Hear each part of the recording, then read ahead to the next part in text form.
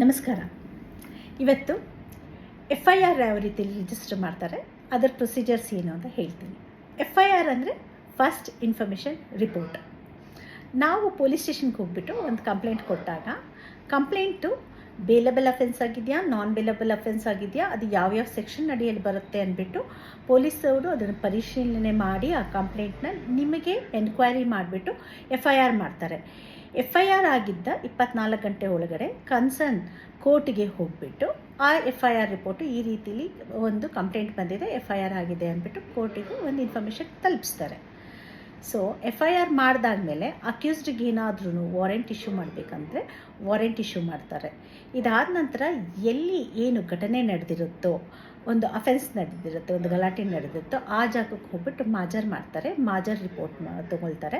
ಅದಾದಮೇಲೆ ನೀವು complaint ಕೊಟ್ಟಿರ್ತೀರಲ್ಲ ಅವ್ರದ್ದನ್ನ ಕರೆದುಬಿಟ್ಟು statement ತೊಗೊತಾರೆ.